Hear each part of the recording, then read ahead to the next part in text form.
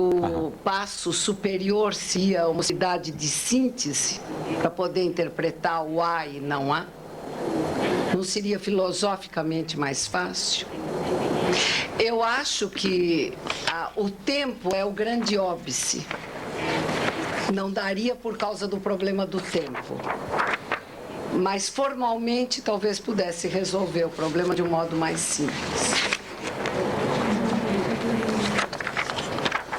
My answer is also no. Completely no. And I will explain why, because now I think it's easy to explain that. But it's a very important question, because at the beginning of Lupasco kind of philosophy, many people said, is not that just Hegel? And the answer has to do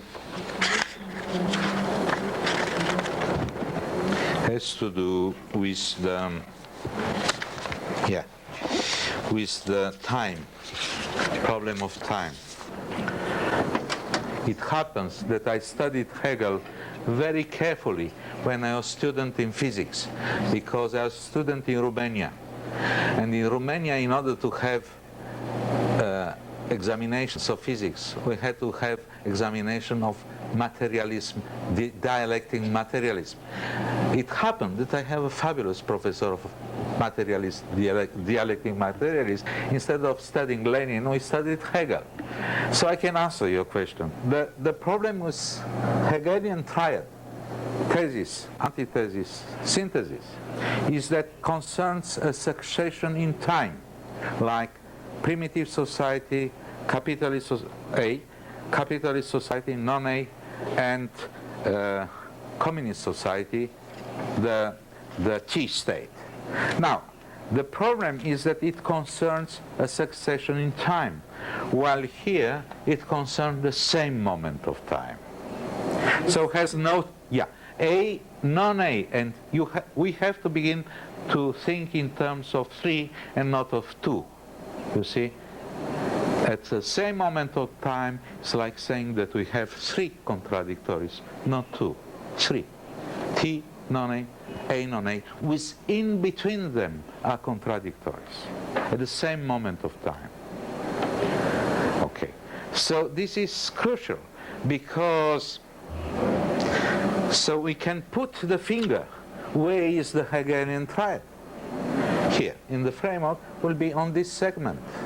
I mean, on this line, the Hegelian states, call it TH, will appear on the same level of reality, but at different moments of time.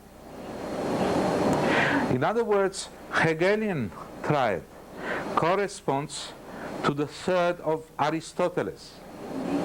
Aristotle thought everything. He thought the middle, included the middle, and so on. Now, when you look in Aristotle, it's very interesting. He has a third. But I discussed that with René Thom at Pontifical Academy of Science in '92. René Thom is a fabulous knower of Aristoteles. And we discussed about this problem. And he accepted that, that the fact that in order to think about really a third included middle, you have to jump. You don't have to stay on this segment. While the fake third state, Hegelian third state, has to be on the same line. Yeah.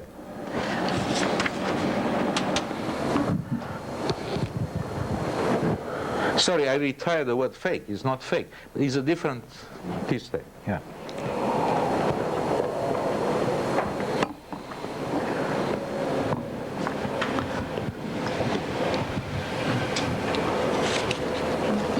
Vou falar em português também, não? Sure. One second.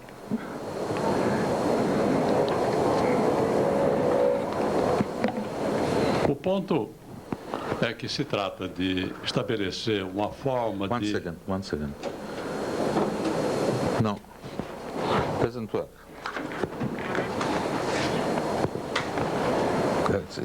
It worked just before. No.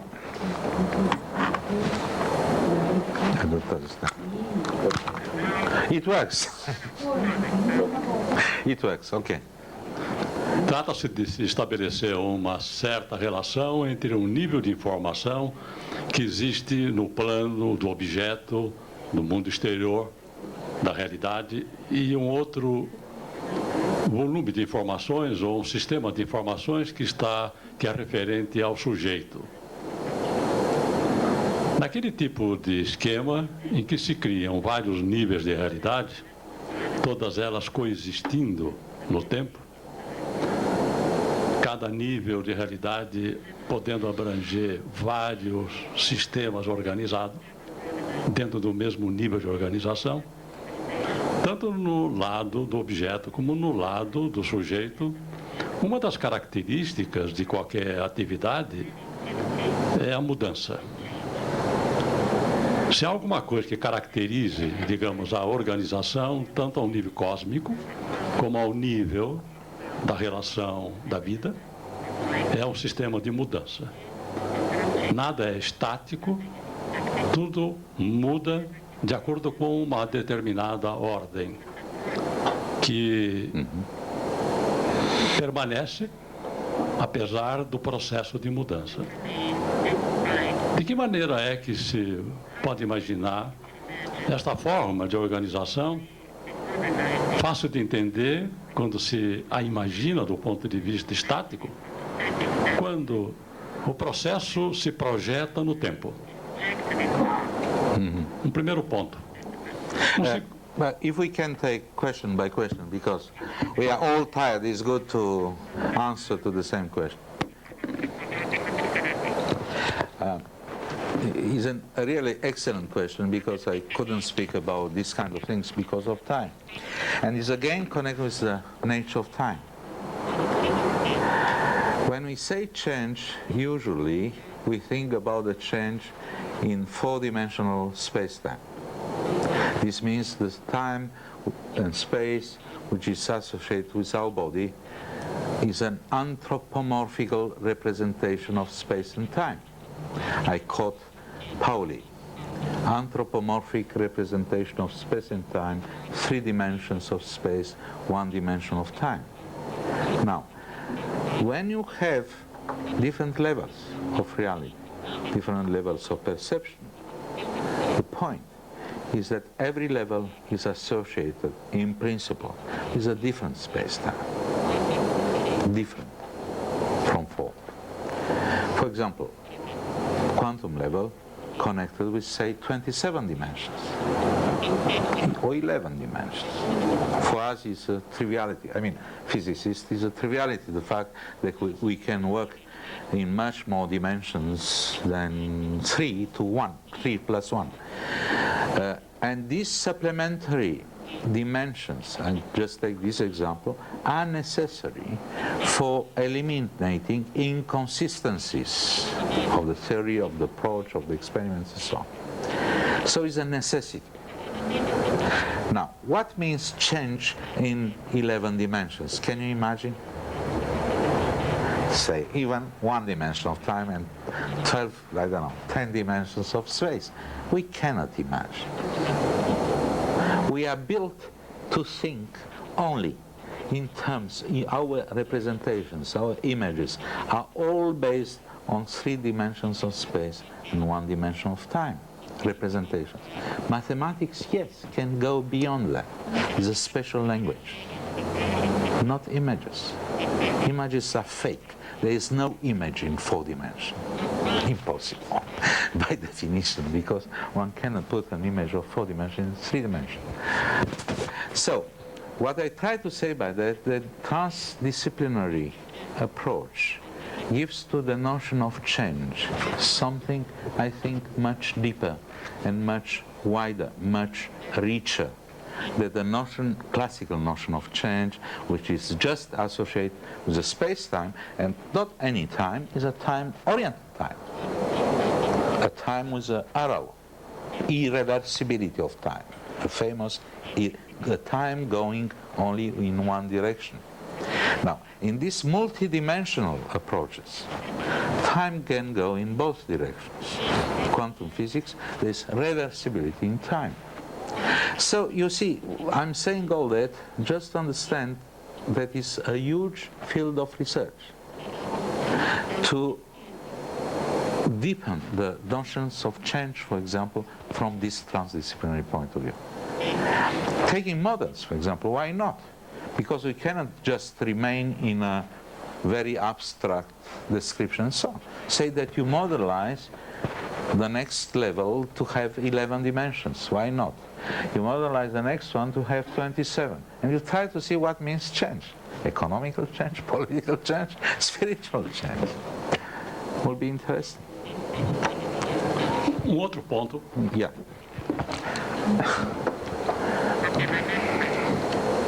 Yeah. Outro ponto é que nesse processo de mudança que ocorre tanto na área do objeto como na área do sujeito, apesar de haver sinais de que mudanças ocorrem, existe alguma coisa que permanece. Há um nível de informação que permanece ao longo do tempo e que, de certa forma, coordena o processo de mudança. Isto ocorre tanto no sistema macrofísico como no outro sistema. O sistema não é totalmente aleatório, ele é, na verdade, coordenado por alguma forma de informação. Essa forma de informação tem algo a ver com o terceiro incluído. E ela pode coexistir em cada um dos lados do problema, tanto ao lado do objeto quanto ao lado do sujeito. Há um nível de informação, aparentemente, que existe além daquilo que o senhor chama do sacred. Seria talvez um outro sistema de informação. Por outro lado, um terceiro ponto é que se trata, na verdade, de estabelecer um certo ponto de equilíbrio entre aquilo que é o concreto, acessível, digamos, a uma postura racional, que é o objeto da ciência, exata, se possível, e aquilo que seria, do ponto de vista humano, a atitude subjetiva de evoluir para a abstração. Eu acho que ao longo do conhecimento humano nós sempre estivemos, na verdade, convivendo entre a necessidade de ver a realidade objetiva e, por outro lado, de certa forma, estar presos à condição humana de desenvolver percepções que são, na sua essência, subjetivas. Um dos pontos que realmente se tornam complexos nesse tipo de análise, e realmente aí se aplica bem o conceito de complexidade, como nós o entendemos hoje, é exatamente estabelecer, por parte do indivíduo, que é o sujeito, até que ponto, na verdade, a abstração que ele faz, que na verdade a visão dele é metafórica sobre a realidade, até que ponto ele consegue ter uma percepção coordenada. Can you repeat the question again? I didn't get. O ponto é que, sendo, digamos, a atividade do sujeito essencialmente subjetiva, por necessidade, não por opção, mas por necessidade, pela condição humana, aquilo que já foi levantado antes por outros autores, Kant, inclusive, eu já mencionei isso no primeiro encontro, qual é exatamente a segurança que se pode ter, do ponto de vista subjetivo, de estar tratando de uma forma adequada aquilo que parece ser o fenômeno objetivo. Como isto se coloca dentro da sua visão daquilo que é a percepção da realidade? Well, it's very deep. It's so deep that I don't know if I can answer. I mean, it's You can. it's very deep. The only thing I would like to mention, I think that we can discuss privately a lot of questions, but one thing is that I didn't say there is information all over the region of levels of perception. I use the word consciousness. And this is precise, is because information can work, logically speaking, only in the region of levels of reality, the notion of information. And I never prolonged the notion of information in the region of the sacred, which would be a contradictory term with what I said, that nothing can be said. So I think that the complexity model you are looking for will have an answer when the question of consciousness will be more seriously discussed from this transdisciplinary point of view.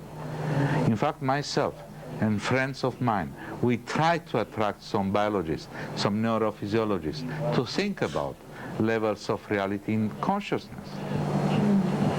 But it's very difficult because biologists look like, again, physicists of the 19th century. They have no mathematics, no formalization. Theory and experiment are completely mixed. So to speak about levels is already extremely complicated. And we try to convince them at least to begin to look at experimental level. Even if there is not very developed theory, it will be already a huge jump, huge step. And after that, perhaps we can come to your type of question. It's my opinion. Yes.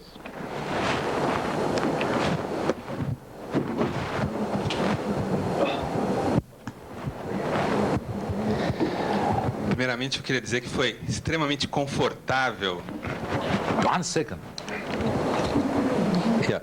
Primeiramente, eu gostaria de dizer que foi extremamente confortável ouvir a sua conferência hoje, depois do ano passado, de ter lido o Manifesto da Transdisciplinaridade, das nossas poucas discussões na lista. Então, nós estamos, mais ou menos, navegando em alguma coisa que a gente está conseguindo enxergar. Então, foi muito interessante. E a primeira questão que me fica da sua exposição de hoje é, ao falar da cultura científica e da cultura humanista, né? O senhor colocou que a cultura humanista transitava tanto pelos níveis de percepção quanto pelos níveis de realidade, se eu entendi bem, e a cultura científica transitava apenas nos níveis de realidade. Está correta a minha percepção?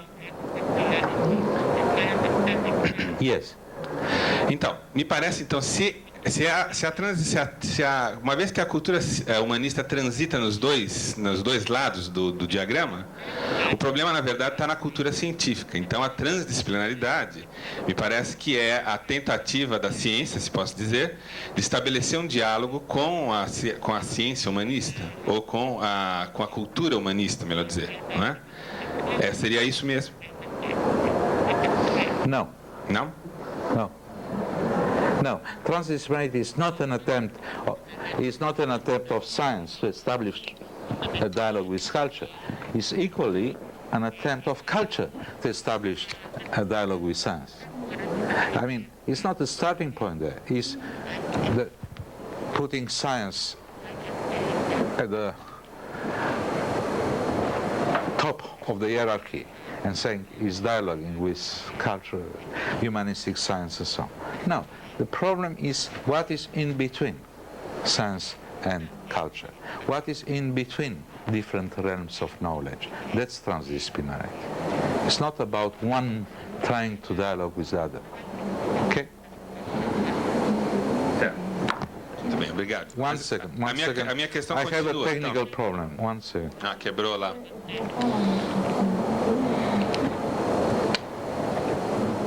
Quebrou. Então, a minha questão, então, agora mais objetivamente, tá talvez dentro daquilo Not objective. Sim. Não, objetivamente. We can try to apply the language slowly, okay. Right? Talvez objetivamente, porque eu acho que isso diz respeito à nossa, como volto a dizer, as nossas poucas discussões na lista. Mas, às vezes, quando se fala dos níveis de realidade, e se fala de níveis mais baixos ou inferiores e níveis superiores, né, me vem uma impressão de hierarquia.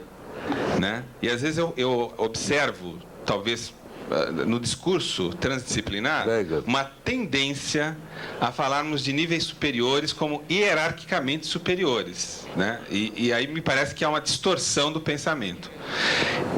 Se eu posso entender, me pareceu ainda, que o diagrama, como um diagrama aberto, como uma proposta aberta, ela talvez seja, neste diagrama, seja possível a autoconstrução. Né? Então, quer dizer, talvez níveis de realidade se construam. Né? Nós não estamos falando de uma realidade do real, talvez, aí, acabado, mas de um real que está em construção constantemente. Né? Então, se nós não podemos julgar uma cultura ou um nível de realidade por um nível, e sendo aquele um nível privilegiado, porque não existe nível privilegiado, essa fala talvez tenha uma tendência a hierarquizar, então julgar um nível inferior como realmente inferior, no sentido moral da palavra. Né? Eu gostaria que o senhor falasse um pouco sobre isso. Yeah.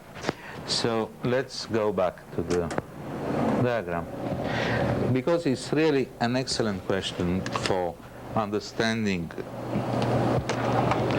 this problem of hierarchy or not hierarchy, and it's important to compare with old descriptions of cultures, religions, connect with the problem of hierarchy. It's very important.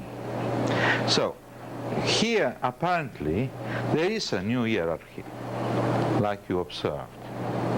Apparently, because will be hierarchy, this means a level more important than the other, let's put in a familiar language. If there was not these loops who in fact put them on equal footing. So there is order, because there is transmission of information. It's an arrow. It's not hierarchy. So it's not anarchy, because there is order. Now, it's not hierarchy, because it's not one level which is more important than the other, because you can cut one of the levels here and you destroy everything.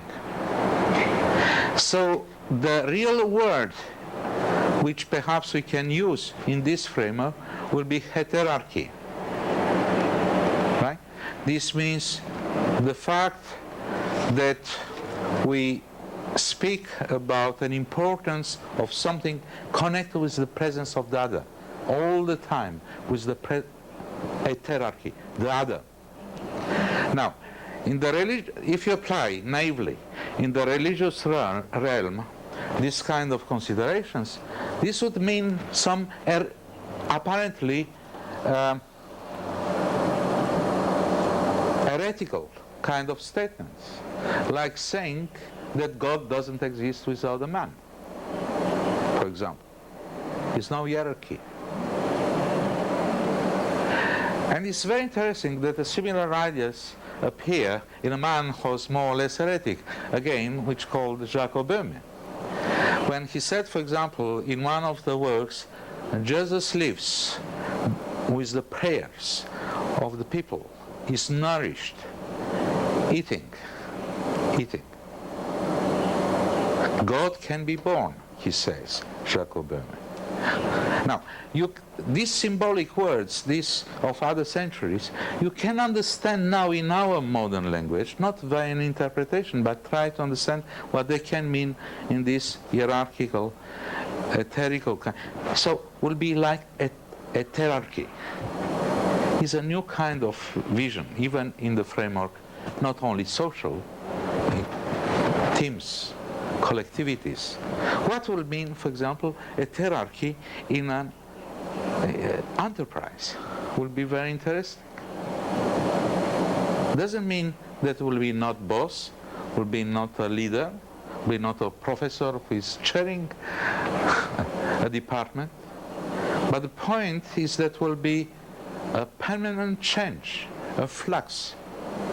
It's a new way even for organizing teams. Transdisciplinarity is very concrete. You can go from God till the teams in enterprises with this model of heterarchy. You see? Okay.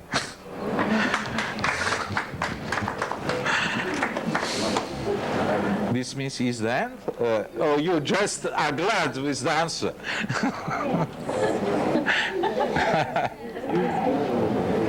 It's an ambiguous yes. You are glad with the answer, or you want to be the end? Well, we have our big chiefs here. So you decide. Americo, Maria, Vittoria. Two more questions. A gente vai ser rápida. Eu já não sei mais nem que língua eu pergunto.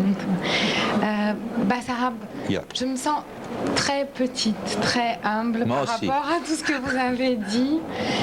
Mais pour moi, la philosophie n'est pas une discipline. Et au long de l'histoire de l'humanité, la philosophie est un effort pour maintenir vivant une attitude d'apprentissage et une attitude. Dites ça à votre chef de département de philosophie, il va vous dire ce qu'il pense.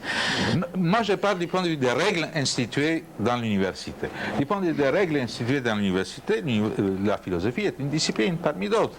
Comme la théologie est une discipline, c'est une science humaine.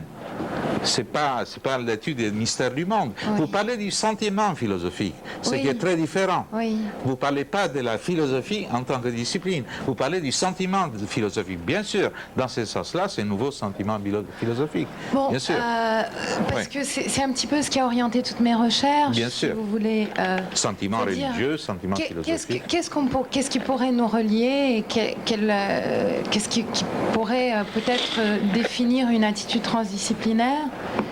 Et ce serait la question de l'apprentissage et Oui. du savoir ignorer, du savoir ne pas savoir, et qui est pour moi quand même un retour aux sources à Socrate, même si, bon, aujourd'hui, effectivement, on a une chaire et on enseigne la philosophie comme une discipline. Mais je pense que c'est une D'accord. piste. Absolument. Voilà. Absolument d'accord. Oui. Martin, yeah. Is this working?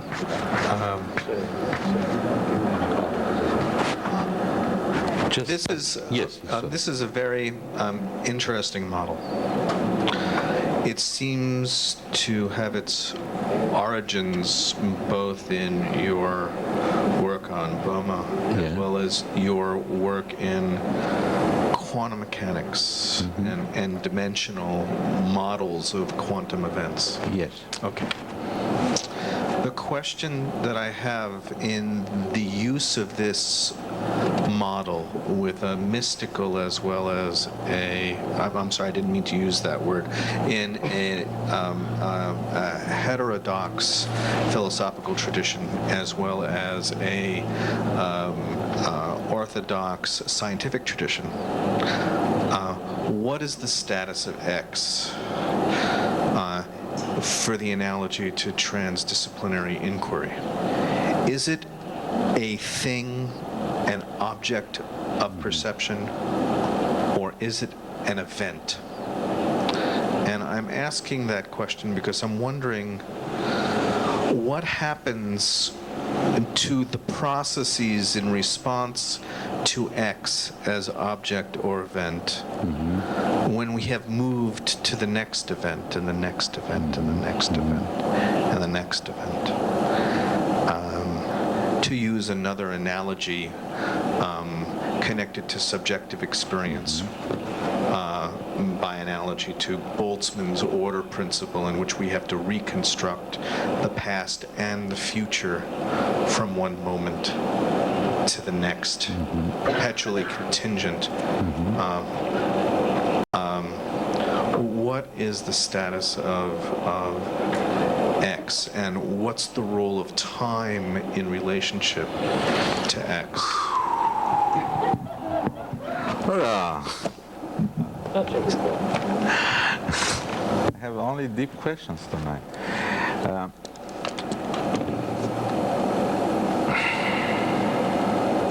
First of all, let's clarify something connected with the uniqueness or non-uniqueness of X. I said that logical necessity of this X is just to ensure the connection between the flux of consciousness here and flux of information here. So this means that can be one, but can be many points, x prime, x second, x third, and so on. So you see, typically, already, to what it points out, this very fact that is not uniqueness. So can approach to monotheistic religions, for example, or polytheistic religions. All are equally possible for this kind of description. It's not selecting one. Could I follow up? Sure. Please. There is a structure in this diagram, and there are flows in the diagram. Sorry? There is a structure presented in the diagram, Yeah. and there are flows presented in the diagram. The flows are in some way catalyzed by what you're calling X. Well, What is the yeah, status yes and no. Yeah. of X, and does X move in time? And if it does move in time, is it possible, for the purposes of analysis, to isolate X out of the contingent nature of the arrow of time, Very good. which has to do with our shared Yeah. lived experience? Yeah. Strictly speaking, has nothing to do with the arrow of time. For the reason I explained before, that this level of reality has a different space-time from this one. This one has a different, for example, just to imagine, to modelize multidimensional space-times, but different from one level to the other. So when you arrive here, there is no more time. No time. So you are really trying to describe a timelessness in lived experience? No. No. Will be very binary. Is timelessness in connection with time? Both. I mean, when you make your meditation every morning, Martin, I think you make your own, you jogging or meditation, doesn't matter. You make meditation or jogging? What is meditation? Meditation. When you make your meditation, can you say that your experience is non-time? Your experience is time. If we are honest, we have said both. Because this body remains in time. Whatever we are doing. When we will die, of course, something can happen. We were not yet there to say. Right? But here and now, we are in time, our bodies. But what we experience sometimes gives the test of non-time. So both are present. It's so difficult to accept that both are present, you see. So this description is given here is a framework to begin to think in terms of contradictories, like I said to the lady before, thought at the same moment of time. 3. Right? So non-time. So now if we come to some modelization of that this is not to be distributed, what I'm saying now, because I'm not sure about. The only model I know as a physicist, which approaches very much what I'm thinking here, is paradoxically a cosmological model given by Gödel himself. Gödel was not only a logician, also a cosmologist, also a philosopher. He was many things. And he invented a cosmology in which the time is circular. But it's not circular in the sense of Eliade, in the sense of cyclic time. It's not cyclic time. It's simply circular. This means in some sense that we can act on our past. So in that sense, I would say is the only one, is a solution of general relativity, which Einstein considered as completely fantasy, but cannot be rejected on mathematical level. of Gödel. He poses the question of causality, of course. You see? So it's the only model I know. Paradoxically enough also, I don't know why, from 2 years now, 3 years, people began to discuss more and more and more about this Gödelian type of cosmologies, but perhaps it's a cultured version. I don't know.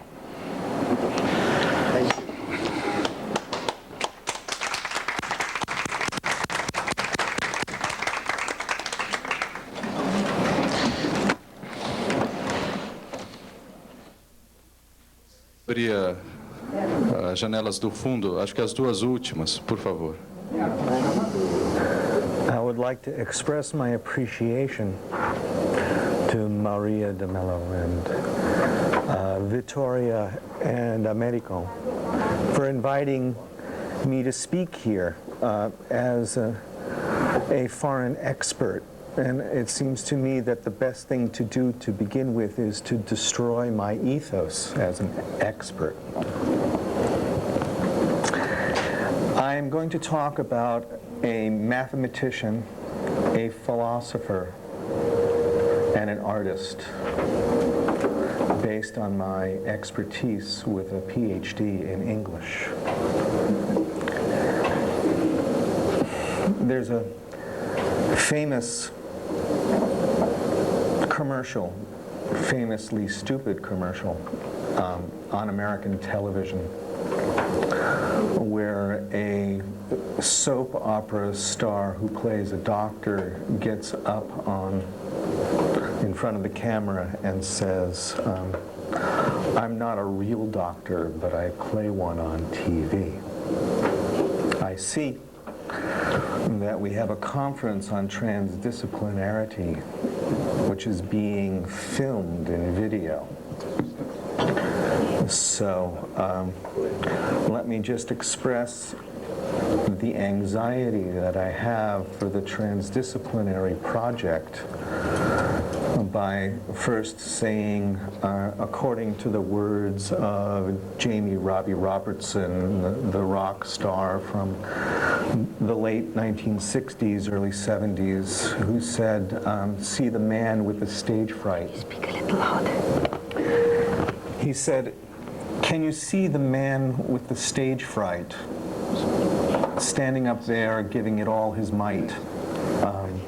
He got lost in the spotlight, but when he got to the end, he wanted to start all over again. So let me encourage you also to come tomorrow, same time, same station, where I will address more directly the anxieties that we have over transdisciplinary inquiry by looking at the question of metaphor. So on that note, I would like to begin with a short segue from Bazarab's talk last night, which was a brilliant evocation of the complexity of the event and the ways in which we can cognize that event. By reference to a couple of diagrams that have some bearing on what I want to talk about today.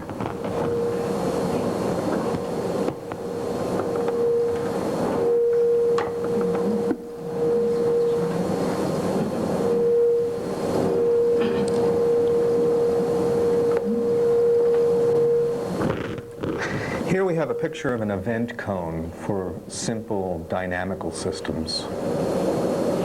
The cone refers to the past and the future, and where the lines intersect is what we might call the event, which might be also talked about as the present.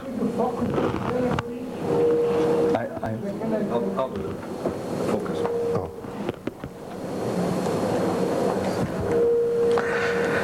The cones refer to what is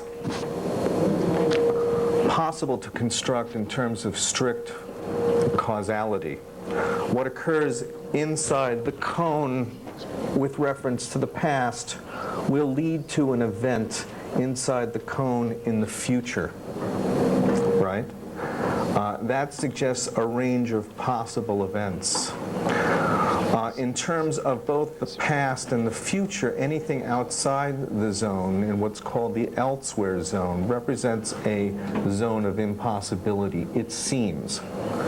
Now, this is in reference to simple events, but as we know, we do not have the cognition often to recognize when events we are not aware of will impinge upon our future with respect to what we can know. And I'm also interested in pointing out that the ability to be in the present and to project the future suggests that you have control over what you're able to see from what has occurred in the past. Very simply. But there's another diagram which, if you take this axis and rotate it 45 degrees,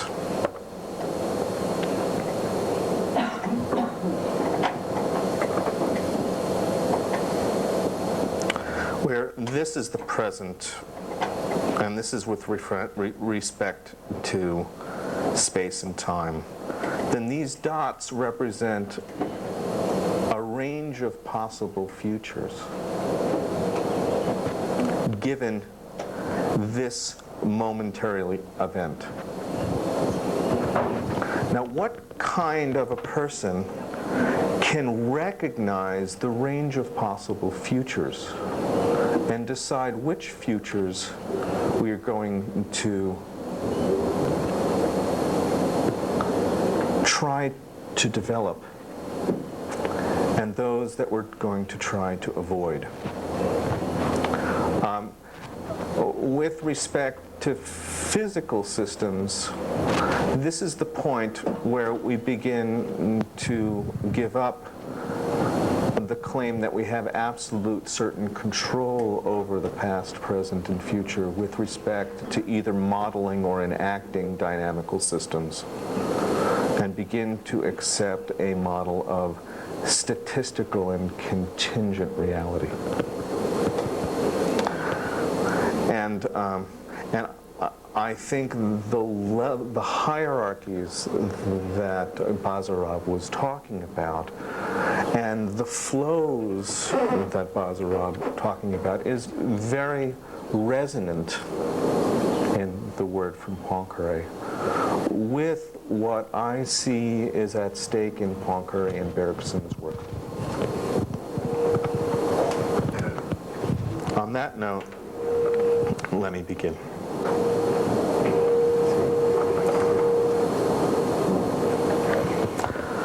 Let me briefly tour the terrain first. I'm going to talk about Duchamp's posthumous great work, Étant donné. The English translation is given, or as I will argue, being given, one the waterfall, two the illuminating gas in the Philadelphia Museum. I will then look at the language associated with Duchamp's writings on Étant donné and discuss Poincaré's popular writings on mathematical creativity, on mathematical discovery in the collection Science and Method. I will then look at the relationship between Poincaré and Bergson in terms of creativity with respect to the terms contingent duration, memory, and élan vital. I will then look at the word ready-made, tout fait, and ask the question that the detective journalists asked about the Watergate scandal. What did they know and when did they know it? Then I will briefly and incompetently talk about Ensemble's theory of groups in phase space in order to talk about the complex n-dimensional realities that Poincaré and Bergson were interested in. And to point to Duchamp's own absolute fascination with this theorizing. I will then talk about the context of Duchamp with respect to the French putative cubists such as Gleitz and Metzinger, and talk about Duchamp's relationship to Cubism with respect to Bergson's critique of geometry. And then I will suggest that Duchamp and Bergson, I will argue that even though a lot of people think that Duchamp did not like Bergson, that Duchamp's move to Poincaré is the move to Bergson's source in the face of nonsensical Bergsonism. And then I think my punchline will be Bergson is to Poincaré as Kant is to Newton and Leibniz, representing a whole nother model of the world centered in complexity, contingency, and self-organization. Then I will briefly talk about the limits of Poincaré's critique of geometry with respect to the concept of conventionalism, and then I will come back to On Mathematical Discovery in order to talk about Poincaré and Bergson's notion of the evolution of systems of thought. And then I will look at Duchamp's notions of perception with respect to the problem that Bazarab presents by using the language of the time image and the movement image, and using two works by Duchamp to illustrate Bergson's comments. Then I will talk about Duchamp's most famous work, The Bride Stripped Bare by Her Bachelors Even, and then talk about an interesting phenomenon where Duchamp decided to shoot a toy cannon, pencils with a toy cannon at the large glass when it was assembled, and then drilled holes into the glass, and talk about the fact of why are those holes there. And then I will talk about these holes as portals, and then come back to étant donné, or being given, and you'll see why in a moment. So I'm afraid that this is going to be a little bit long, but maybe I can find ways of cutting as I proceed.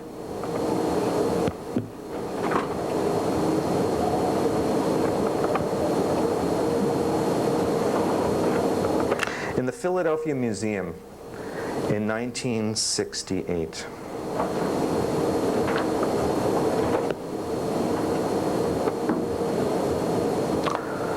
a work was constructed and finished and shown for the first time only after Duchamp had died.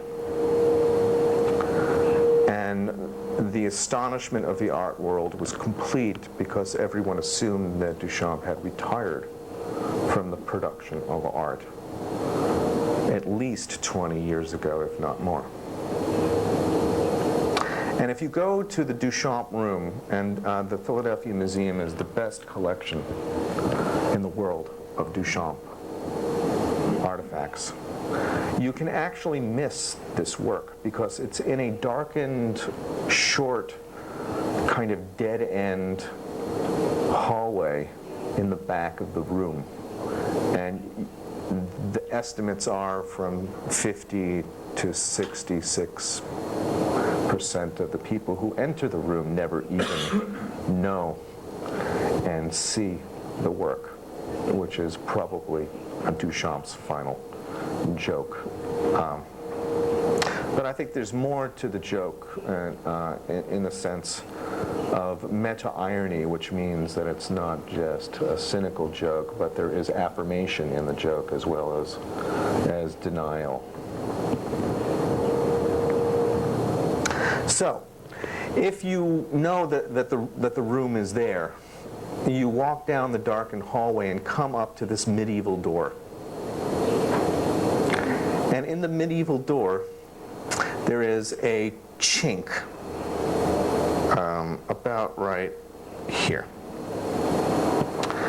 And if you look in that chink, you will see a somewhat erotic scene.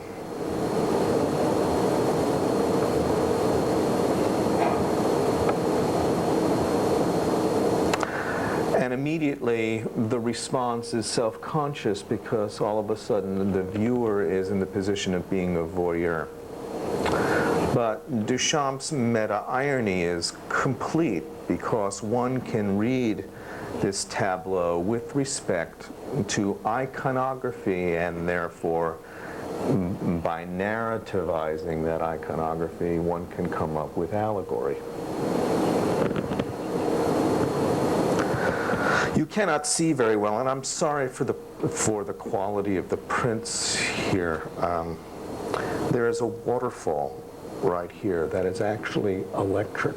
It runs. It is a simulation of a waterfall.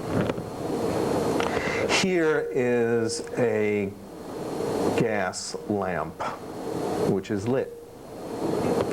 And here is the construction of a woman on a frame stretched with pigskin, in which, and painted flesh-colored, in which one can see the indecorous entry of the womb.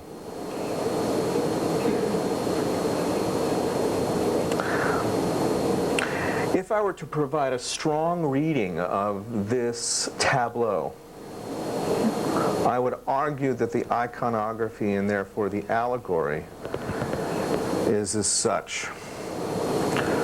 The portal is an entry into a new world of thinking.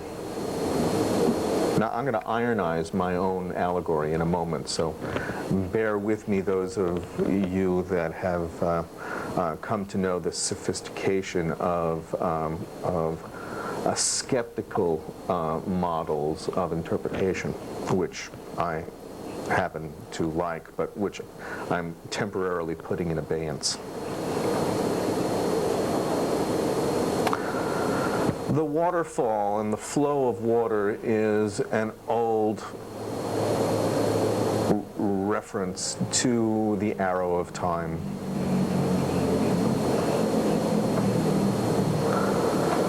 The behavior of the gas molecules that provide the illumination in this tableau refers to the properties of entropic systems, which are perpetually contingent. So we have irreversible time, and we have the principle of contingency. We have the element of complexity in distribution, because we're not just talking about things, we're also talking about the self-consciousness of the viewer who brings the tableau to life with reverberating levels of signification, of which my allegory represents a part. And the entrance to the womb is the entrance to the site of gestation, where local organs spontaneously organize themselves into a global body and represent the principles of emergence. So we have irreversibility, we have contingency of complex systems, we have the distribution of complex systems, and we have the properties of emergence. This allegory, however, becomes complicated if we examine the notes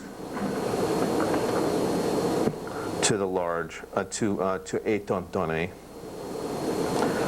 which Duchamp insisted would not be published until 20 years after the unveiling of this tableau. And the notes were published in 1988, 20 years after the introduction to étant donné.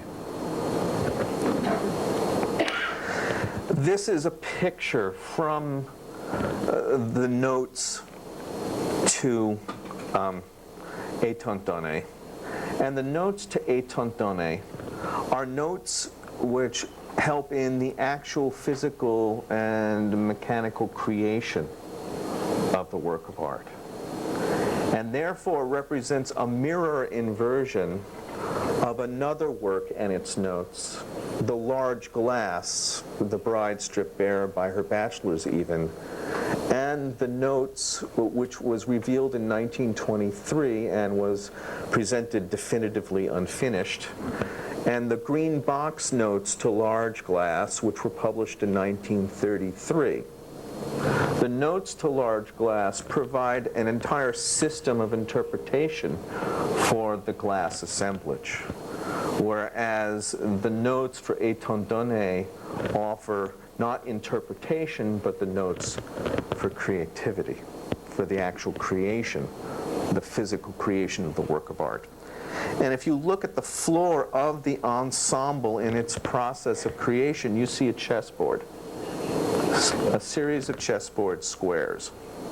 Now, I'm going to talk about chess in a moment, but if you notice, the chessboard squares are not continuous. In fact, you can see that there seems to be several distinct planes intersecting of the chess board motif, which suggests intersecting planes of chessboards, which in turn suggest intersecting planes of time-space geometry, which is, after all, what chess models.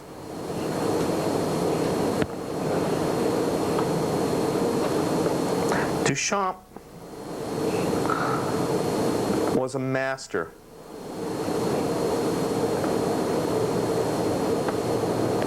of chess. He was the president of the French team that competed internationally. And in 1967, he was the president of the American team that took Bobby Fischer to international play for the first time.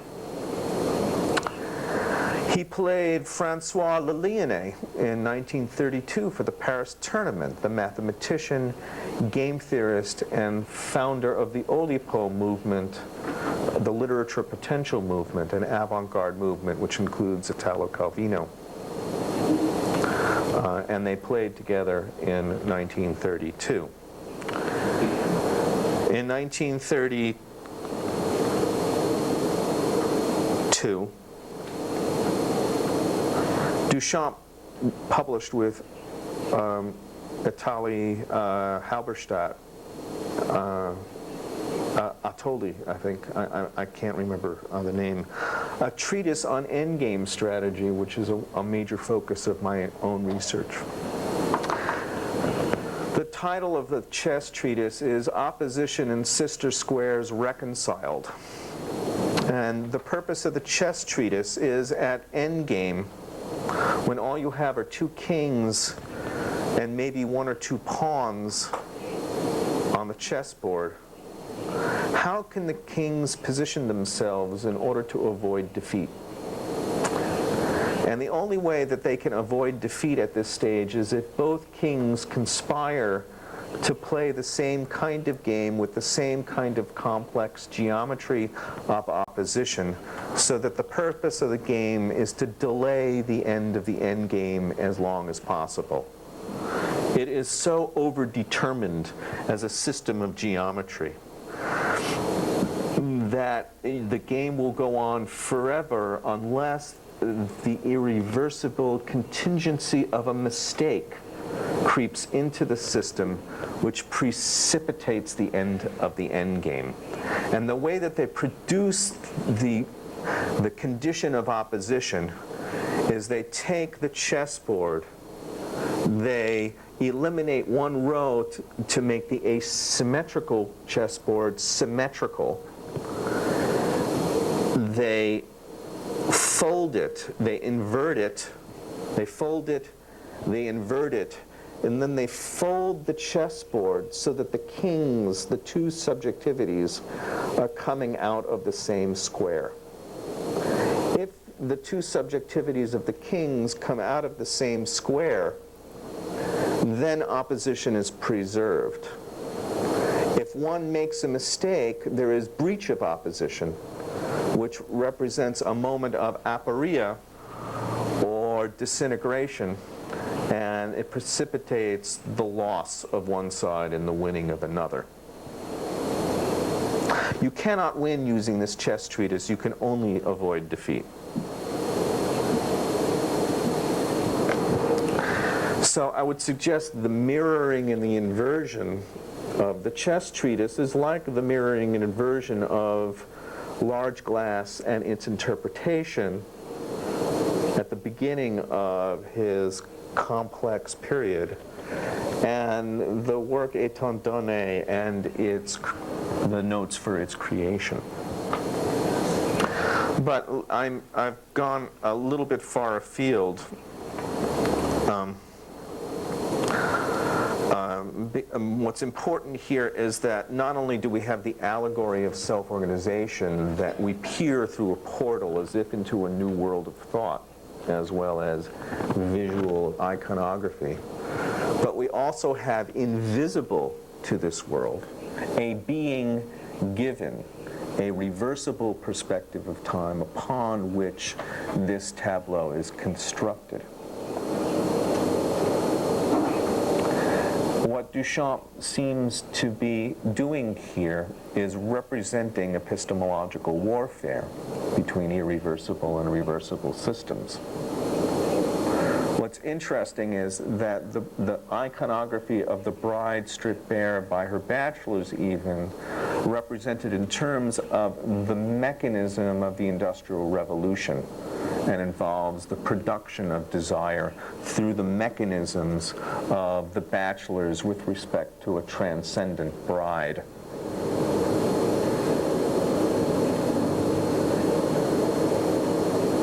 And the Industrial Revolution, to a certain extent, is an embrace of the domination of irreversible processes by reversible processes, such as the reversible movement of engines, so that the dynamics of engine design actually reflect the attitude towards time, that time is deterministic and one can see the laws of nature moving forwards and backwards in time. Now, this is a strong reading. And it is a reading based on the fact that we can read Prigogine now on self-organizing systems, and we can read Varela on emergent properties and cognitive science, and we can read Gilles Deleuze on an evaluation of cognitive and cultural systems from a self-organizing systems perspective. What I perhaps should do now is to quickly review what those are. But maybe I can save that for later. I actually have, in a sense, outline. Would it be useful for you folks to see those? The basic principles of self-organization or emergence in Prigogine, Varela, and Gilles Deleuze. Now, if I can only find what I did with it.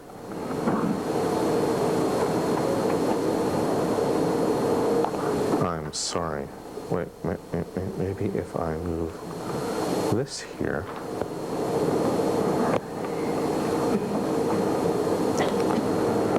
And go in here.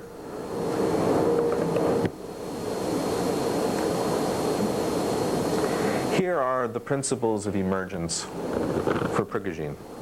Unlike classical dynamical systems, which depend upon the assumption of certainty, the capacity for precise geometrical mapping, and the adherence to the reductionist project in locating simple, immutable laws, we can characterize self-organizing systems by the following. They are complex, too many elements to the system to be able to represent precisely the behavior of one entity within it, such as molecules of gas. They are contingent. The history of a complex system is unstable, with the range of possible outcomes from one moment to the next.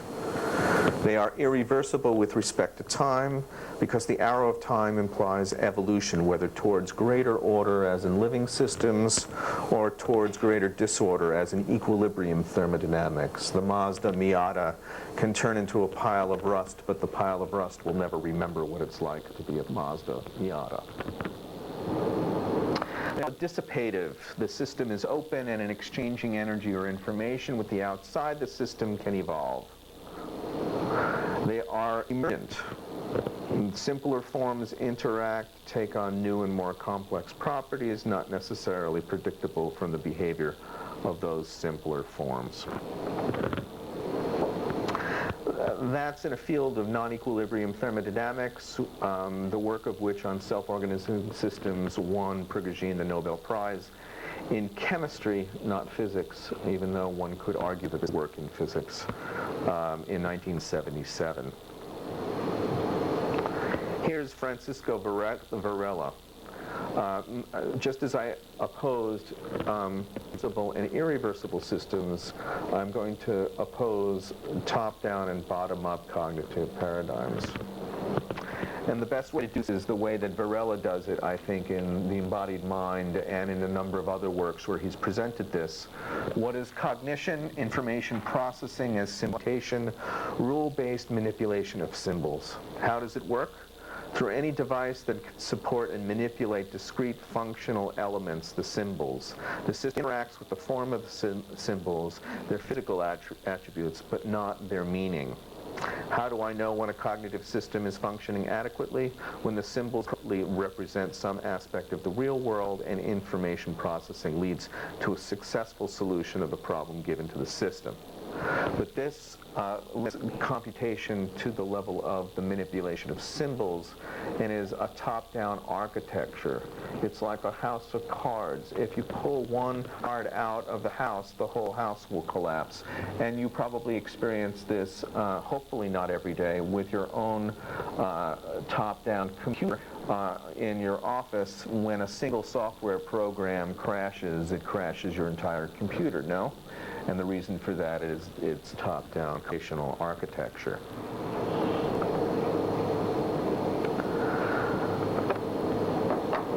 Varela is one of the major figures who have been a part of the what's called the emergent and inactive or distributed cognitive schools that have placed the top-down school as the dominant field of current research in cognitive science and artificial intelligence. So here are the same questions from a different perspective, also from The Embodied Mind and elsewhere where Varela has published this. Question 1, what is cognition? The emergence of global states and network of simple components. Question 2, how does it work? Through local rules for individual operation and rules for changes in the connectivity of the elements. How do I know when a cognitive system is functioning adequately? When the emergent properties and resulting structure can be seen to correspond to cognitive activity, a successful solution to a required task.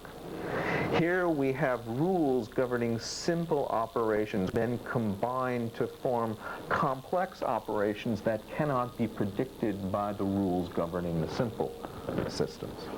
So that a mainframe computer organized along the architecture of the top-down computational paradigm is not nearly powerful a computing system as a network of small computers networked into a system through a server, which can generate more power than the sum of the individual computing elements.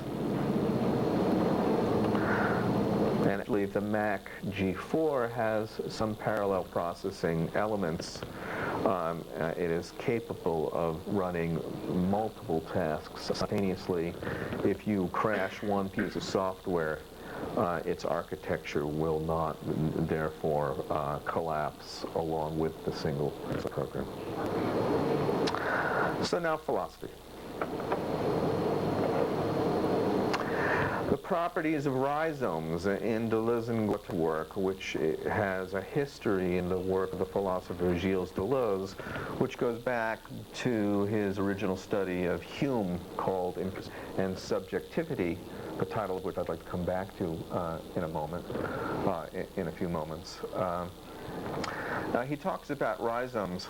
A rhizome, if you are not familiar with it, is a phenomenon that exists in the real world.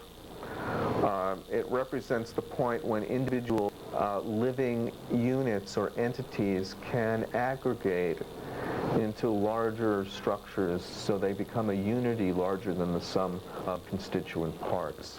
Examples of rhizomes are pampas or prairie grasslands, where the root systems of an individual blade of grass becomes implicated in the root systems of other blades of grass.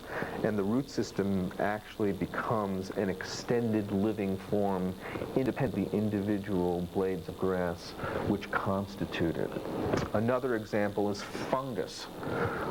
And in fact, under a second succession forest in the Upper Peninsula of Michigan, they discovered an aggregating fungus that is over a square mile large. It as yet does not have a name, but what I would like to do is to give it a name, and I'd like to call it Henri.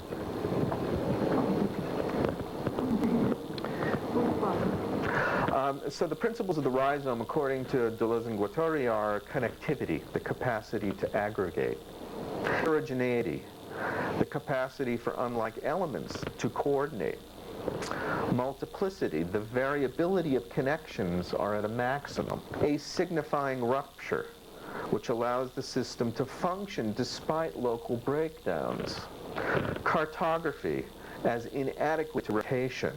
A rhizome is not amenable to any structural or generative model. In other words, it is not reducible to geometry.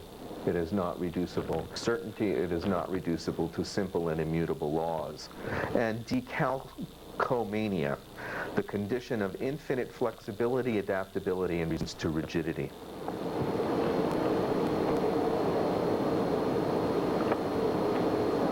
So, this is the context for understanding the allegory.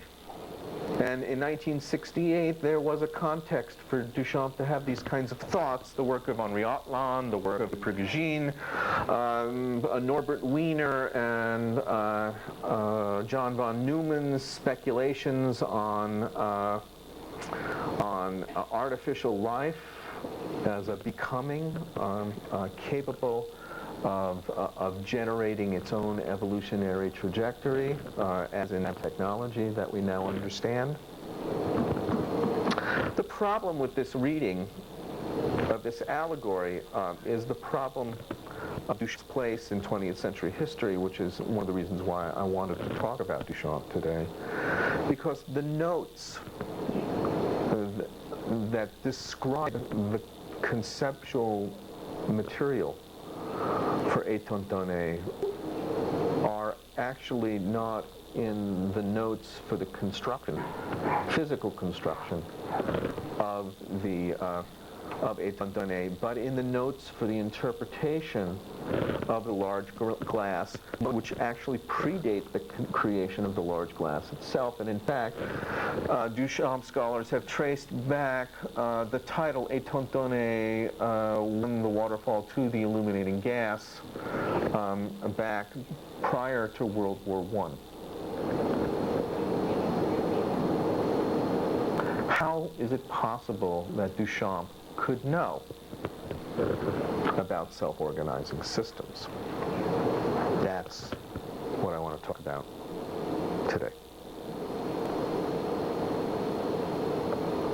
So, I think I've now become lost.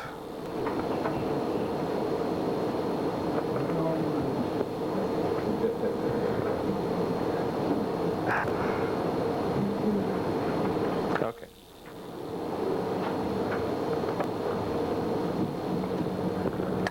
So the problem between Étant donné and Duchamp's career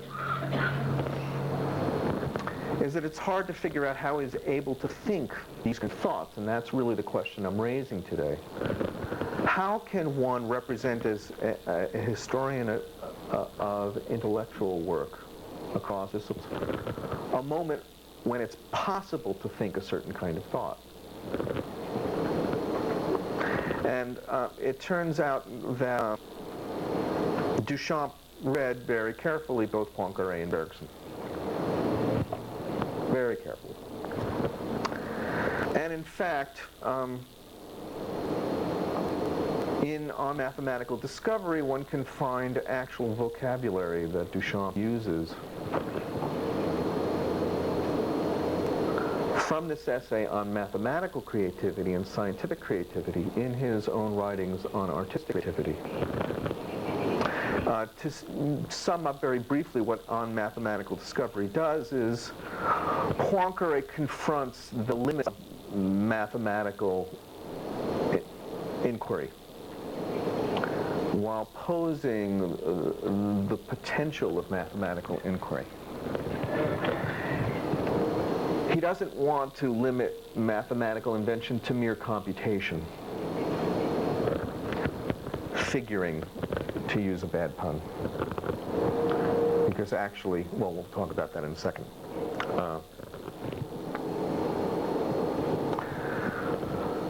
First of all, he wants to talk about a particular moment in time when he had a sudden realization, much like what Bazarov was talking about yesterday with respect to epiphany. And I'll come back to that in a moment. And what I would like to do is to suggest that this essay is an exploration of what happened to him when he had this epiphany with respect to the relationship between Gaussian functions, no, Fuchsian functions, correct, and non-Euclidean geometry. He labored and labored and labored on Fuchsian functions in order to understand them, and in a moment of repose suddenly realized that the algebraic expressions of Fuchsian mathematics actually help to model non-Euclidean geometry, which maybe some of you know came into being in the mid-19th century amid much celebration among the mathematical and scientific community, as well as artists and philosophers. So it was part of the vocabulary of the moment, including the vocabulary of Duchamp, as laid out in my friend Linda Henderson's 1983 volume, The Fourth Dimension in Non-Euclidean Geometry in Modern Art, and elaborated further in her more recent volume, Duchamp in Context, as well as the work of Craig Adcock, who wrote a monograph entitled The N-Dimensional Analysis of Large Glass, and other people who have done work in this area. So, what Poincaré comes up with is a theory of creativity which has been enormously influential in literature way beyond mathematics, and includes behavioral psychology, creativity theory, education, and on and on and on. You probably recognize the terms from this essay, and the essay is so famous because of the terms which many of you may understand, that the stages of mathematical creativity occur as follows. There's a stage of preparation where one does a lot of homework. There's a stage of incubation, which usually occurs after you're really frustrated by all the homework that you have to do.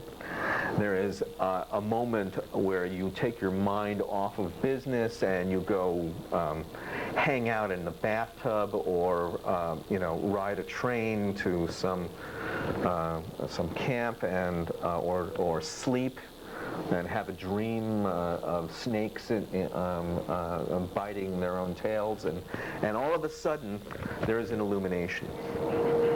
This illumination is a fully blown realization of the answer to the problem, which then requires simple computational verification, which represents the last bit of sweat. Oh, I'm sorry. I hope this does not screw up this. It may have done so. What did it do? Your battery done? Excuse me? Your battery done? No, it's plugged in, but But There, it's working okay there. Your presence here. What's interesting here is the description that Poincaré makes of the moment of illumination. And I think this is very telling for a number of reasons, including my interest in metaphor. He describes habitual computational mathematics and rigid paradigms within which mathematicians work as thoughts like atoms hooked to walls which remain rigid. And he uses the reference to Epicurus's hook to atoms. And this is the moment where the elements of the current mathematical knowledge are being manipulated.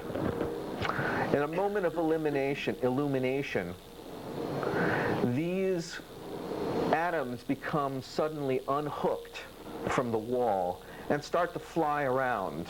And he actually describes this in terms of the kinetic theory of gases. So the connection between illumination and gas, which he refers to as, he doesn't use the word thermodynamics, but he's really talking about thermodynamic equilibrium. But it's interesting that his description takes on another element. And that is that for some reason, when these atoms, like the kinetic, these thoughts, like the kinetic theory of atoms, of gases, fly around, they can suddenly recoalesce in structures that were completely unpredictable from the current situation. And not only do the atoms become reconfigured, but this process is irreversible. Those atoms can never be hung up back on the walls in their original position again. And by implication, one could suggest that even the walls themselves can shift around. So two things can be suggested by this metaphor, which I will talk about more with reference to my discussion on Saturday morning. That this is a metaphor that opens portals into two different ways of thinking that largely did not exist before. First of all, he's describing equilibrium thermodynamic processes with association of the kinetic theory of gases in terms of emergent properties, in terms of processes of self-organization. So anticipating the work of Ilya Prigogine, and perhaps catalyzing, to use a current word, catalyzing Prigogine's own work in non-equilibrium thermodynamics. But we also have an analogy formation here, that there is an analogy between the self-organizing processes postulated as possible with entropic systems, non-equilibrium rather than equilibrium thermodynamics, and the behavior of cognition. Now, this essay, appeared in 1906.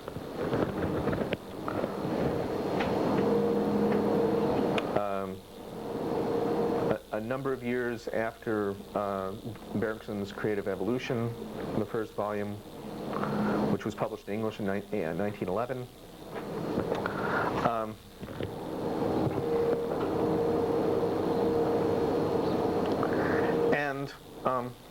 I just forgot what I was going to say. Excuse me.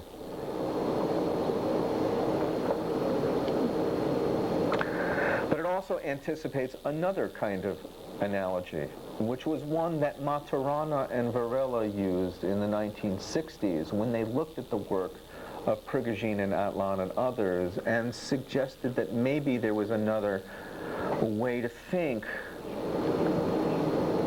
about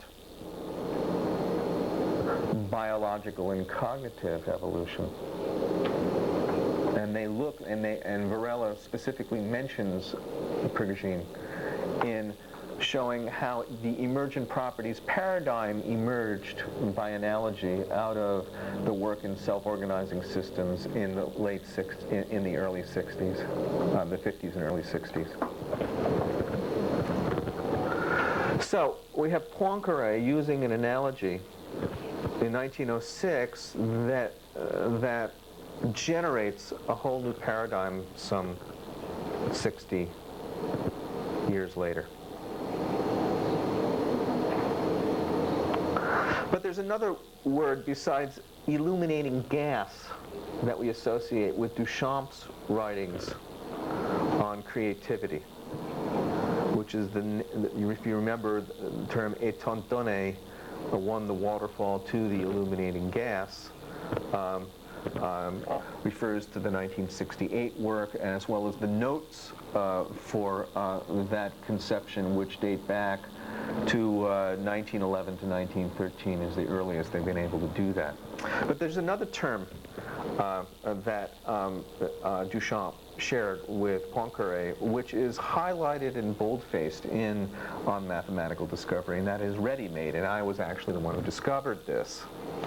If you remember, Duchamp already created works of art simply by taking found objects and putting them on a pedestal and sticking them in a museum, or altering them slightly, like a bicycle wheel on a chair, and sticking that in a museum, or taking a urinal and turning it upside down and putting that into a museum.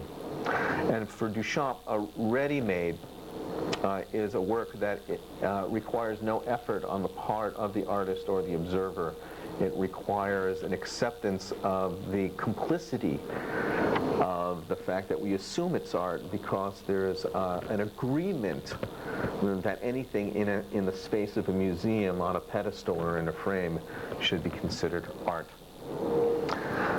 What's interesting about the term ready-made in Poincaré is that ready-made refers to the world of mathematics and science, which can run on the basis of perpetual motion. It's like the machinery of thought that we associate with simple computation rather than the moments of genius and insight which produce illumination.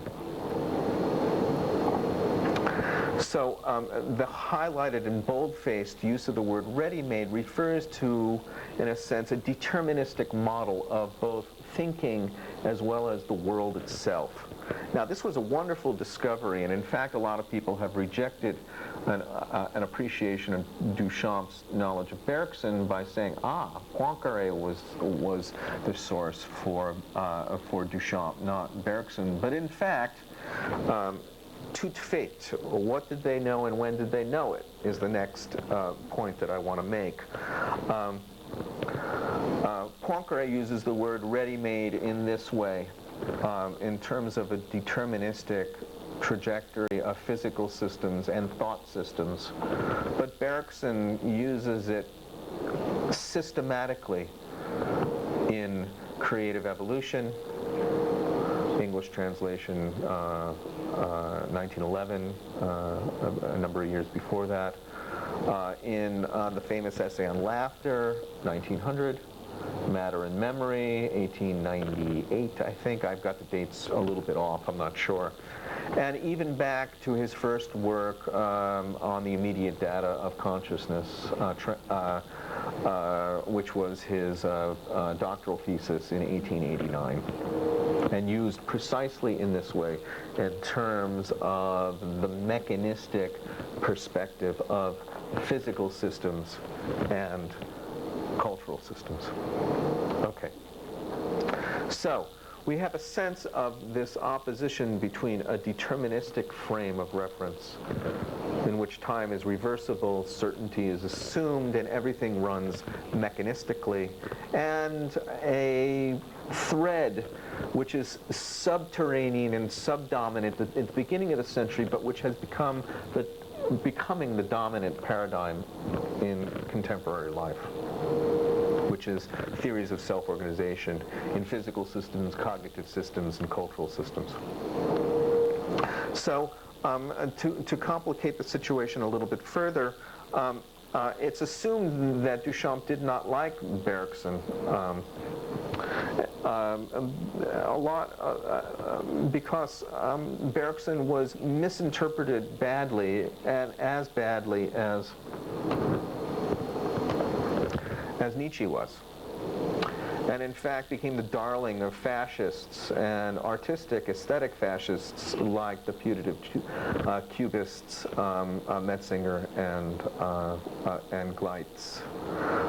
And so it's assumed that Duchamp wanted to distance himself. But what I would suggest is that Duchamp went to Poincaré because he recognized that what Poincaré was doing was interpreting Poincaré, his cognitive and cultural implications, much like Kant interpreted the cognitive and cultural implications of Newton and Leibniz. And let me just briefly talk about that. If you remember Kant's model of the manifold of consciousness involves the imagination, the judgment, and the reason.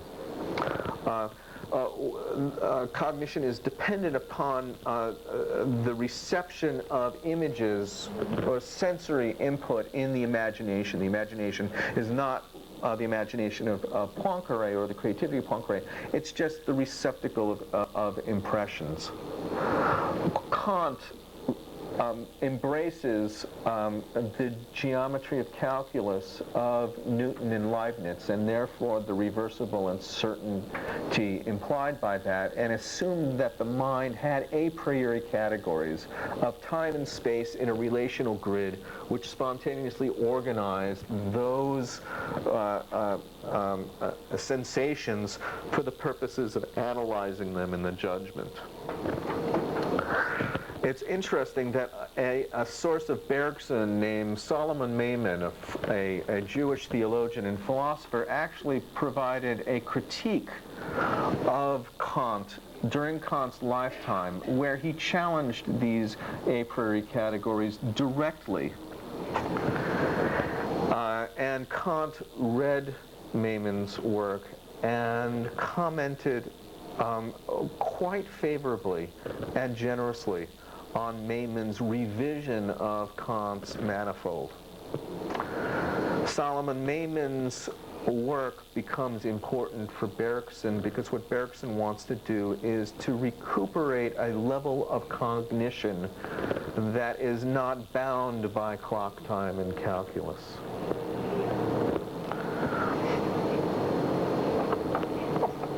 Bergson,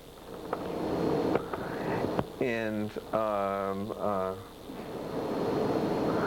his earlier works, and especially in Matter and Memory and Creative Evolution, postulates a form of dialectic by which cognitive and even biological systems are governed. He argues that the ground state of the universe is contingent and irreversible. He calls that durée réelle, or contingent duration. And in réelle, I think there's some reverberation with what you're calling the real.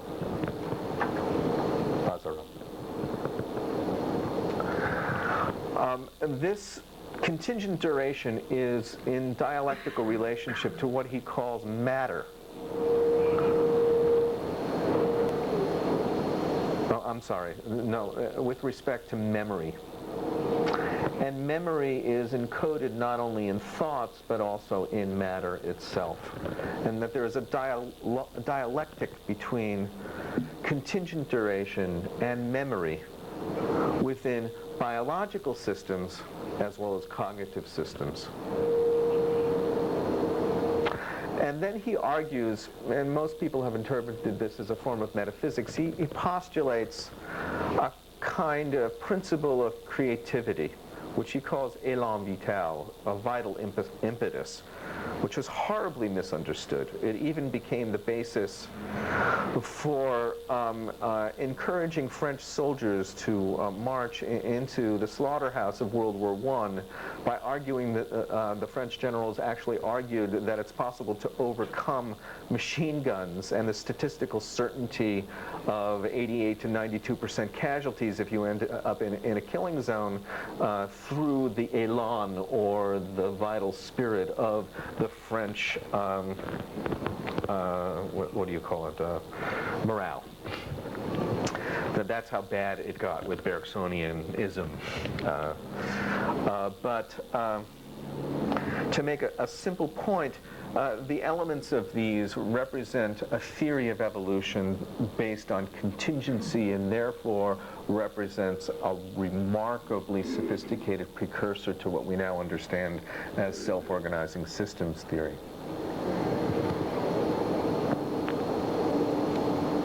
Okay, so I argue that Bergson interprets Poincaré because what Bergson does is, first of all, he critiques how dominated we are by clock time and calculus. He argues that we are so dominated by the habitual rituals of the mind which have been superimposed upon us by calculus, clock time, and the Industrial Revolution that we've lost touch with who we are. And who we are is contingent duration. That is the ground state of our awareness. And he says that we are so dominated by this that it's almost impossible to get out of it. And in fact, there's a whole series of books, pretty good books, by a guy named Marcel Proust, who attempts to really construct the strain of trying to recover a moment which you could use the word Poincaréan illumination, or the moment of the experience of contingent duration associated with some flour and tannic acid, or cake and tea. And that's why Deleuze, among others, have forced the English translation, recherche, to not remembrance of things past, but in search of lost contingent time.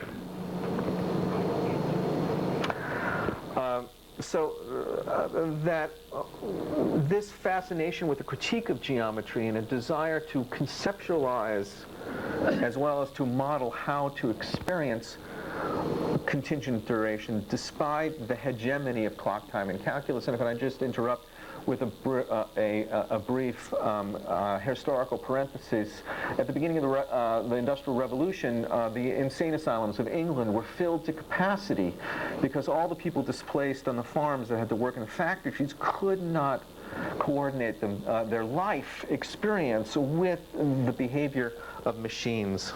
I'm sorry. And the ritual of having to be at a certain place at a certain time in order to perform work, in order to earn money, in order to survive, which they were able to do simply by following the rhythms of the seasons when they were peasants. So this is the context for understanding Bergson's project. He wants to make us flexible enough, in Poincaré's language, and I argue that Poincaré's On Mathematical Discovery is influenced by Bergson as Bergson was influenced by Poincaré. That in a moment.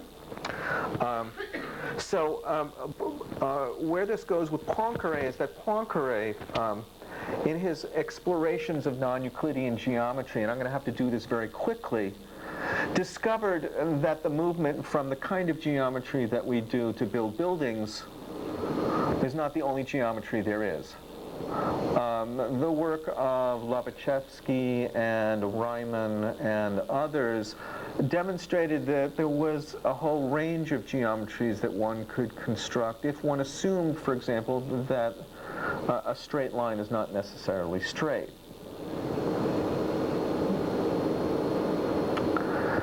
So Poincaré was able to prove that given the world, that one could conceivably construct any given geometry to explain the world, and that would be as good as any other geometry.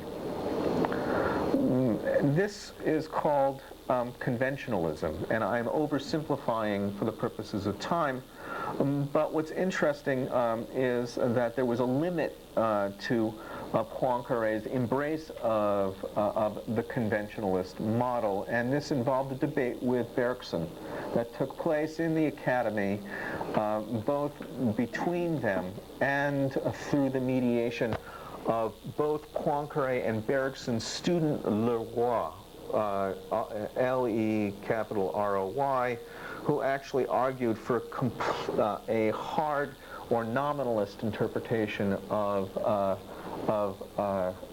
geometry versus Poincaré's more careful, modulated conventionalism grounded by inductive reasoning, which he considered to be invariant, that the procedures of inductive reasoning were invariant even if none of the geometries were invariant or permanent or a priori. In other words, Poincaré unmoored Kant and Leibniz and the history of the role of Euclidean geometry in physics by demonstrating that those categories are socially constructed and not essential to man's cognitive capabilities.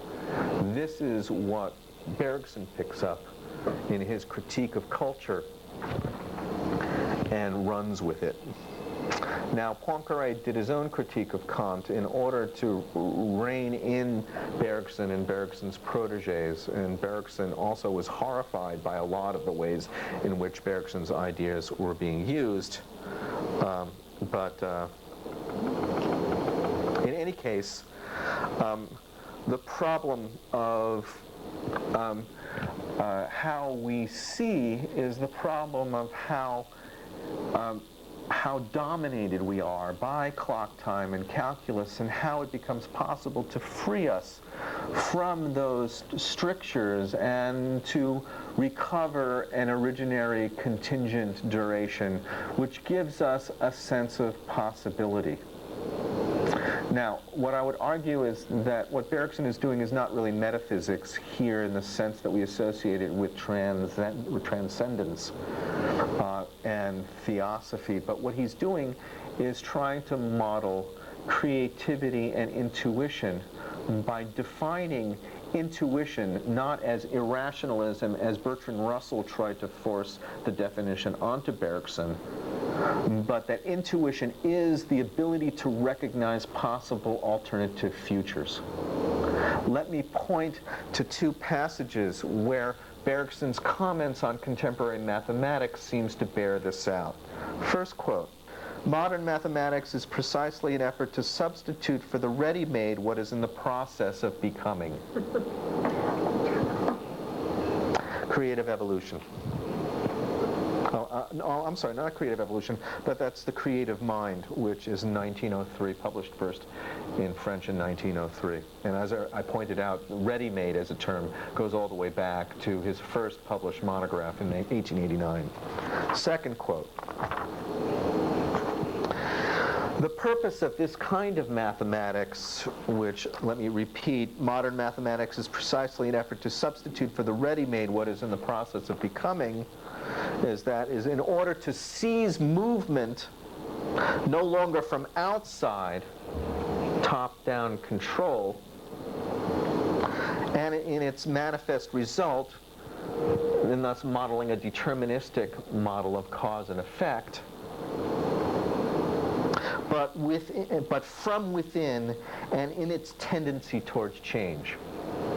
So intuition is the perception enabled by contingent duration to perceive moments of forks in the road where there are possible alternative futures available to the creative mind.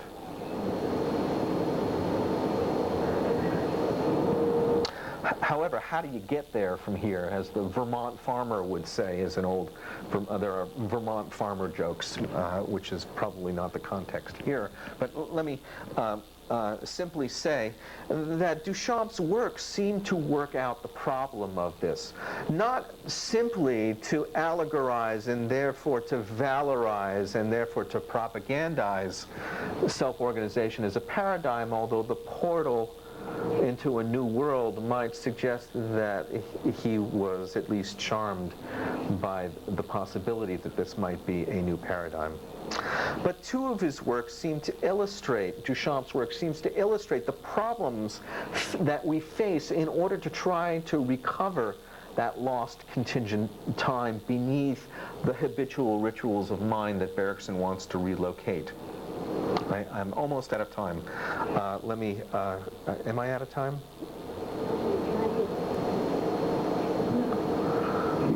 Let me just stop in 2 minutes. I'll stop in. No, because I want to make sure there are lots of time for questions. Let me stop in 2 minutes. Bergson actually tries to construct a model of the processes for cognizing events that has resonances with what Bazarov was modeling on the board. And he talks about the constraints of our awareness that are socially constructed, and he calls them the time image and the movement image. He says that we tend to organize the world and to break up the world in terms of a series of states. He actually says that we perceive things as discontinuous single moments. Let me come back briefly to chess. What is the game of chess? We have two players viewing a system. And the system represents a tug of war between two subjectivities over the future trajectory of the system. And how is that system organized? What we have is a move represented by a single static moment, which is then contemplated by the two players as they project in their minds possible alternative futures from one moment to the next. So chess, in effect, models calculus, right? Infinitesimal calculus, individual, discontinuous, static moments. And Bergson says that the mind has an inevitable tendency to the condition of geometry.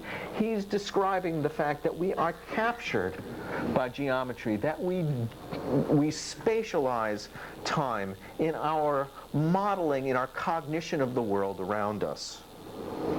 I promise you I'm not doing that to you folks. I hope you're not doing it to me. In any case, the time image is the image by which we recognize our incapacity to sustain the experience of contingency without breaking it up into individual units, the grossest manifestation with which is the blinking of the eye, which one could associate with the shutter of a camera. And the work from 1918, to be looked at from the other side of the glass with one eye close to for almost an hour,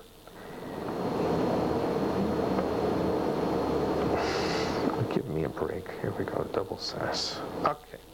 Sorry. This is a work that you can find in the Museum of Modern Art, MoMA. And what we have is an interesting work. You have basically at the top an n-dimensional model of a pyramid, which is the classic geometric representation of the top-down computational system, the organization of a university, the military, a totalitarian state, the division classification system of the library, and the organization of your hard drive into directories and subdirectories and sub-subdirectories and sub-sub-subdirectories, which is the arboreal structure of thinking, which the rhizome represents the antithesis. I shouldn't use the antithesis because I don't want to suggest a dialectical relationship. Here you have a crystal balanced, a hole with a piece of glass balanced on the edge of a crystal with two circles, one high, one low, suggesting perhaps hierarchy. But the problem is that this piece got broken, so you have contingent lines throughout the entire piece, like there is in large glass, representing its accidental contingent breakage. So the Pyramid represents geometry. What's interesting is that you can actually walk behind this and actually look at from the other side of the glass. And if you stare through this little hole in glass, you get an inversion of yourself, a mirror inversion upside down, much like the folding of the chessboard. But further all, if you're staring with one eye close to that eye, a lot of people are going to look at you really strangely. And if you're there for almost an hour staring out through that hole, you may attract the attention of the security guards. But what I'm more interested in is what you would be seeing if you could keep your eye open, staring without blinking for almost an hour. What you see is undifferentiated flow. So this work is a model to challenge your ability to perceive not discontinuous units of spatialized time, but continuous flow and contingent flow.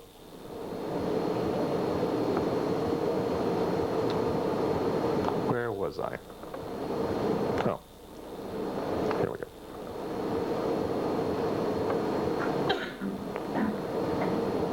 Okay.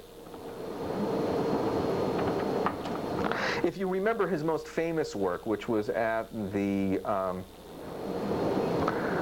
Armory Show in 1913 in New York, what's called The Bride Descending a Staircase. I don't have an image, I'm sorry, I don't have an image for it. But what you have is basically what seems to be a standard Cubist work of a woman descending a staircase. But what's interesting about this is that it scandalized both the Cubists and the Futurists.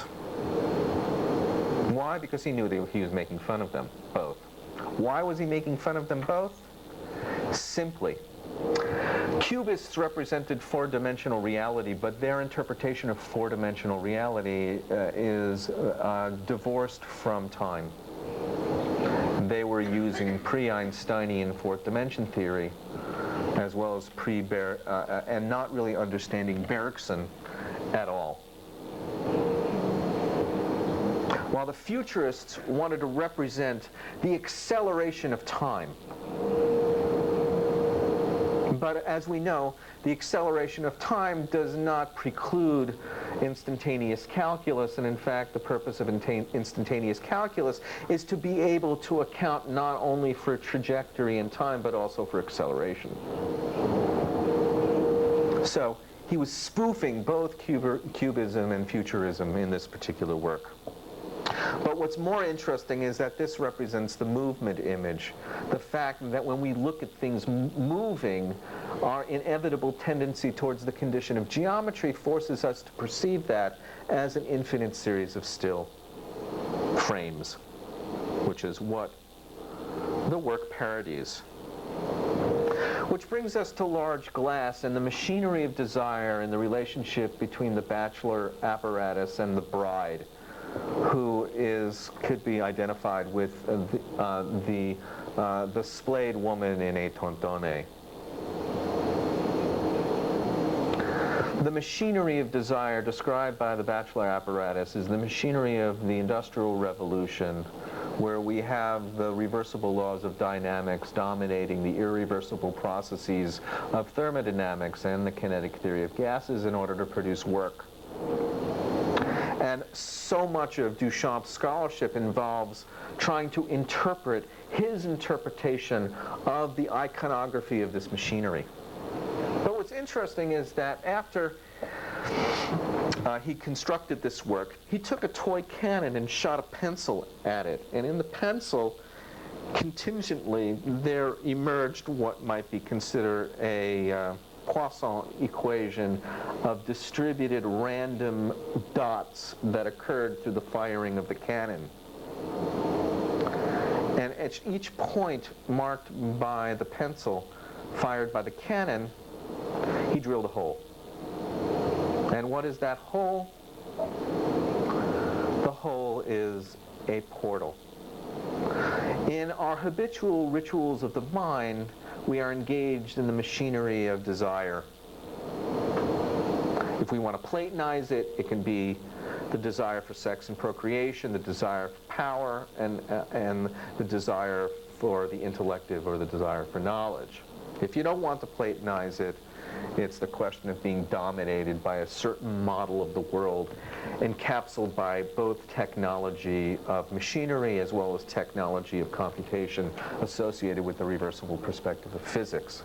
But if those holes drilled into the large glass take our attention away from the machinery of desire, which is the dominant paradigm in 1923, and then becomes the way in which Duchamp can illustrate through a tableau a new paradigm, then the hole in the glass becomes the chink in the door, and we are back to the beginning of my talk again. And let me stop there, except by suggesting that the role of metaphor in science can be talked about in terms of portals, and that will be the focus of my discussion on tomorrow. Same time, same station. Thank you very much.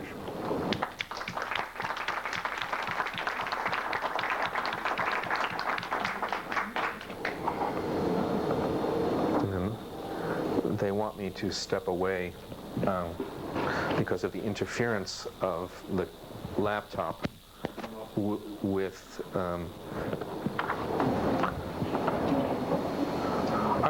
are there any? Okay, I will speak in Portuguese, okay? Okay. Could you identify yourself, please? Yes. Nelson, Instituto de Física, Universidade of São Paulo. Ok, eu vou fazer dois comentários e uma questão. O primeiro comentário diz respeito, talvez até uma sugestão, que você evocou Prigogine e Varela. Mas, para minha surpresa, quer dizer, eu esperava que você evocasse os aspectos criativos dessas visões. Deixe-me explicar. O cerne do pensamento de Prigogine, com relação aos sistemas termodinâmicos longe do equilíbrio, é justamente que, longe do equilíbrio, é impossível estabelecer-se um princípio geral que o sistema se submeteria a este sistema. Local systems only. Yeah. Yes. Longe do equilíbrio, então, não há um princípio geral e nós devemos usar as ferramentas, seja... Could you slow down?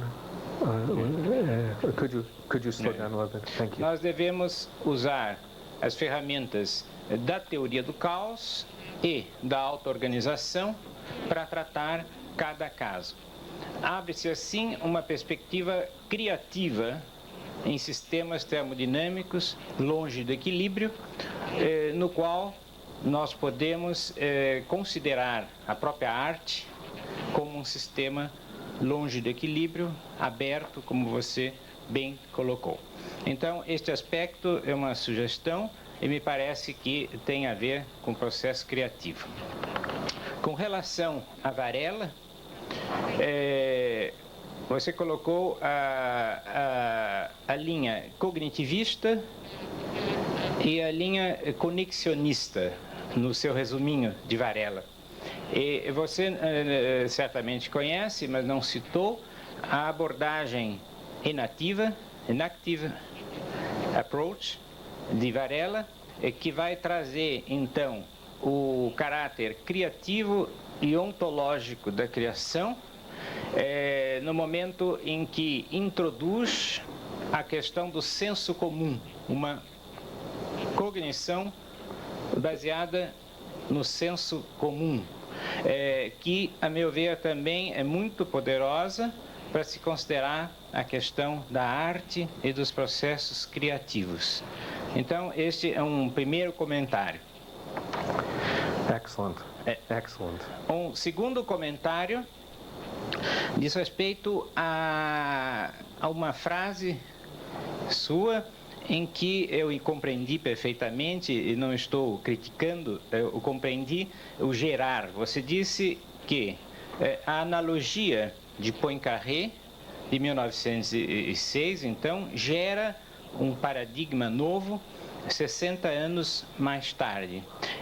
Eu entendi relativizada essa afirmação, porque, na verdade, a história da auto-organização ela é mais complicada.